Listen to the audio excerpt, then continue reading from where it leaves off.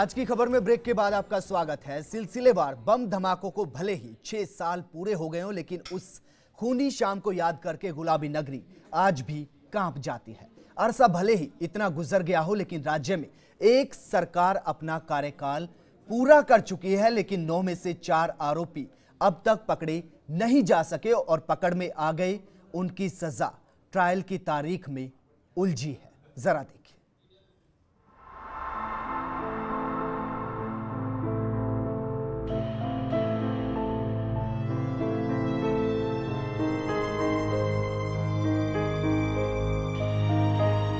8 मुकदमों में से 7 की ट्रायल शुरू होनी है और एक मुकदमे के आधे हिस्से की ट्रायल को कोर्ट में वीडियो कॉन्फ्रेंसिंग सुविधा चालू होने का इंतजार है। मंगलवार को उस काली शाम की बरसी है और उसी दिन बाकी आधे हिस्से की ट्रायल के दौरान अनुसंधान अधिकारी महेंद्र सिंह से अभियुक्तों का वकील जिरह करेगा। हाईकोर्ट ने सोमवार को सभी 5 अभियुक्तों की तरफ से एक साथ ट्रायल के लिए लगाए प्रार्थना पत्र पर सीधे आदेश देने से इनकार करते हुए अधीनस्थ अदालत में प्रार्थना पत्र पेश करने की छूट दी है। न्यायाधीश महेश चंद्र शर्मा ने सरवन, शहबाज, सलमान, मोहम्मद सैफ और सैफुर रहमान की याचिका पर यह आदेश दिए हैं। अभियुक्तों की तरफ से अधिवक्ता पैकर फारूक ने कहा कि अभियुक्तों के दोनों अधिवक्ता और लोक अभियोजन सभी एक साथ ट्रायल के लिए राजी हैं। एक साथ ट्रायल होने से मामला एक ही आदेश से तय हो जाएगा। फारूक ने बताया कि इस पर कोर्ट ने अधीनस्थ अदालत में प्रार्थना पत्र पेश करने को कहा है। वीडियो कॉन्फ्रेंसिंग बिना अटकी ट्रायल। छोटी चौपड़ के खंडे वाले मामले में भी 3 और अभियुक्त हैं। इनमें से मोहम्मद सैफ और सैफुर रहमान अहमदाबाद जेल में बंद है। तीसरे अभियुक्त सलमान को हाल ही जिला न्यायालय ने बालिग मान लिया। इससे उसकी भी सजा पर अब बम विस्फोट कोर्ट में ही सुनवाई होगी। कोर्ट में ही होगी सुनवाई। अहमदाबाद जेल में बंद दोनों अभियुक्तों को ट्रायल के लिए बार बार जयपुर लाने में मुश्किल दूर करने के लिए कोर्ट ने वीडियो कॉन्फ्रेंसिंग सुविधा मुहैया कराने का प्रस्ताव दिया, जिस पर राज्य सरकार ने पिछले साल 3,65,000 रुपए बजट मंजूर किया था। लेकिन एनआईसी अब तक वीडियो कॉन्फ्रेंसिंग सुविधा शुरू नहीं कर पाया। एनआईसी के अधिकारियों का कहना है कि कुछ तकनीकी कारणों से ये सुविधा शुरू करने में देर हुई। कैमरामैन जसराज बुरांडा के साथ लाल सिंह फौजदार, फर्स्ट इंडिया, जयपुर। अब आपको सुनाते हैं उस वक्त जो लोग वहां पर मौजूद थे वो क्या कुछ कहते हैं उस दिन को याद करते हुए। जरा सुनिए। मंदिर का हम तो जूस बना रहे थे, इतने में एक धमाका हुआ तो इधर काली क्या धुआं ही धुआं हो गया। थोड़ी देर बाद पता लगा कि बम फटा। तब देखा धुआं छटा तो लोगों की लाशें पड़ी थी। एक छर्रा मेरे भी लगा। मुझे पता नहीं लगा, मुझे दूसरे दिन जब एक्सरे करवाया जब पता लगा। ऐसी दहशत एकदम फैलाई उन लोगों ने कि मैं ये सोचता हूँ कि जितना मंसूबा उन्होंने फैलाने की थी उतना मंसूबा तो नहीं कर सके, मगर दहशत तो दहशत ही होती है। उन्होंने किया, देखा भी, हमने आंखों से भी देखा किस तरह से लोगों ने अपने साथियों को खोया। बिल्कुल मेरे दाएं हाथ जहां मैं बैठा हूं, मेरे दाएं हाथ की तरफ ब्लास्ट हुआ था। सारे के सारे निशान आज भी मौजूद हैं दीवारों पे, जो छर्रे टूटे हुए थे उनके आपको मैं दिखा सकता हूँ। वो सामने देखिए आप, चाहे आपका कैमरा लगा जा सकते हैं, वहाँ छेद है, बिल्कुल देखिए पंखे के पास में देखिए आप छेद। पहले क्या था, टेलीफोन आया था कि सब चांदपुर हनुमान जी गाड़ी में सिलेंडर फट गया। वो हमारा रोल कॉल हुआ ही था उस टाइम में, तो हमारे सारे अधिकारी बाहर निकले। उसी दौरान माणक चौक टेलीफोन आया वायरलेस से कि साहब बम फट गए माणक चौक के थाने के बाहर। उसके बाद जो हमारा जाब्ता निकल चुका, कुछ जाब्ता बचा, तो उसके लिए हम कहने जो ही मैं ड्यूटी गेट पे आया तो गेट के बाहर तिरपोल बम फटा। पब्लिक इधर थाने के बाहर आई, उसी दौरान ये बम फट गया अपने खंदे वाला, फूल वाला खंदे वाला। वो फटने के बाद हमारा संतरी 1-2 मुलाजमान और पब्लिक थी, उनको हम कह रहे थे भाई तुम आगे जाओ, फिर ये बम फटा। मंजर ये था कि पीछे एकदम धमाका हुआ, ब्लास्ट हुआ। तो उस ब्लास्ट में हमारा पता नहीं, हम सोचे बम हो रहा था ऐसे ही हो रहा, पर वो ब्लास्ट इतना खतरनाक था कि हमारी जो दुकानों तक टेबलें थी उसके अंदर तक छेद होते थे। हमारे जो बैठे थे उनके, वो बच्चा पीछे खड़ा होते तो उसके पेट में लगा, तो उससे बच्चा पड़ गया नीचे। तो उसको पापा जी उठा बधे, बोले ये क्या हुआ, तो वो यही बेहोश हो जाता। तो ये 3 नंबर दुकान पे बैठता था बच्चा, वो किराए पे तरती उतान। यहाँ पे पीछे धमाका हुआ था, तो जैसे धमाका हुआ हमने धमाके की आवाज़ सुनी तो वहाँ पे चले गए सामने थाने के पास में। फिर एक और हुआ तो मेरे को तो ऐसा लगा कि यहाँ पे कोई बिजली का ट्रांसफार्मर फटता है ना, वैसे हुआ था। फिर थोड़ी देर बाद में तो चारों तरफ धमाके दूँगा, फिर उससे पता पड़ गया कि बम फटे यहाँ पे। बहुत तड़ापड़ी मच गई थी, चारों तरफ से भग रहे थे लोग बाग, ठेले कोई ठेले लेके भग रहे थे, कोई कार से, कोई टैक्सी वाले, सब भग गए थे। शायद यहाँ पे धमाका हुआ, भगदड़ मच गई। हमने सोचा पता नहीं क्या विस्फोट हुआ है, या फिर ये तो फ़ोन भी आए बड़ी चौपड़ से भी भाई यहाँ पे भी विस्फोट हुआ है। फिर मैं बात से यहाँ से थाने में गया, थाने वालों को बुला के लाया।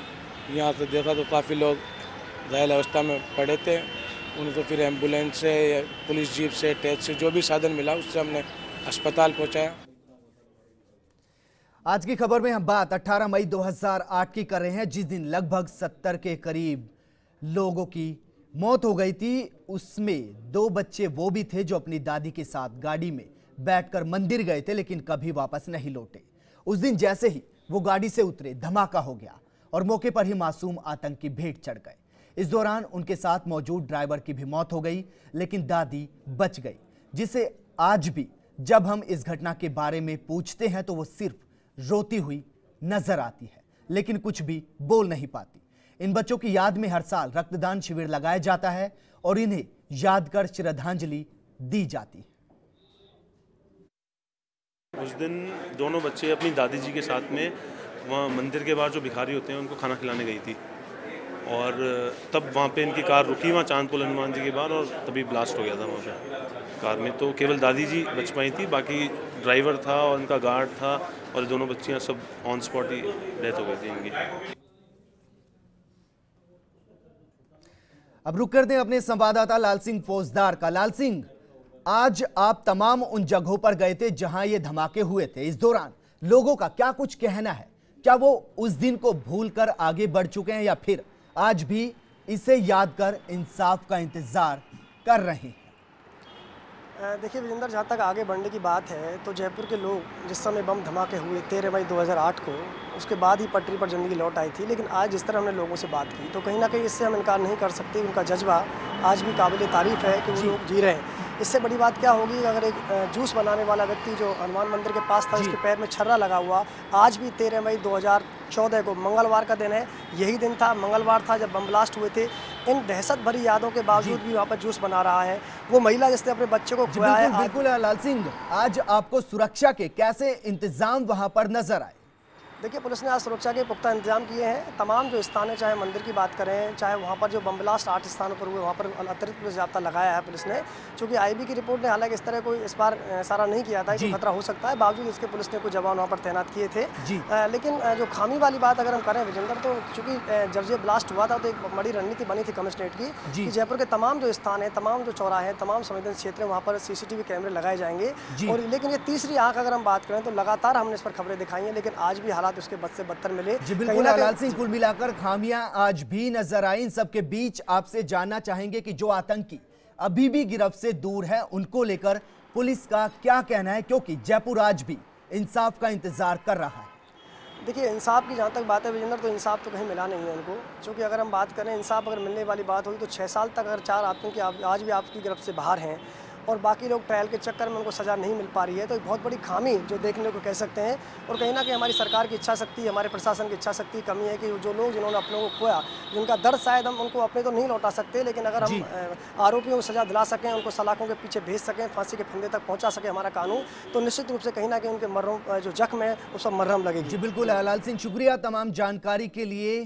तो आज भी जयपुर इंसाफ का इंतजार कर रहा है। आज भी जयपुर के लोगों के जहन में 13 मई जस की तस बनी हुई है, लेकिन इन सबके बीच जयपुर के लोग जो हैं वो आगे बढ़ चुके हैं, खुशहाल जिंदगी जीते हैं और कहते हैं डर काहे का। जरा सुनिए। डर चीज था, मौत तो एक बार आनी है, आज नहीं कल आनी है। मार तो खाना ही है ना, मार तो अभी भी है, वही दिल दहलाने वाली, ये तो सब भूल गए। मन में एक ही कामना थी भाई, बस जितना बचा सके, जितना बचा सके, राष्ट्र की सेवा जितनी करनी है उतना करो। इस तरह से आदमी जगह नहीं छोड़ता। उस टाइम ऐसा लगता है कि ईश्वर ने कोई ऐसी शक्ति दी है कि आदमी उससे दूर नहीं हटना चाहता।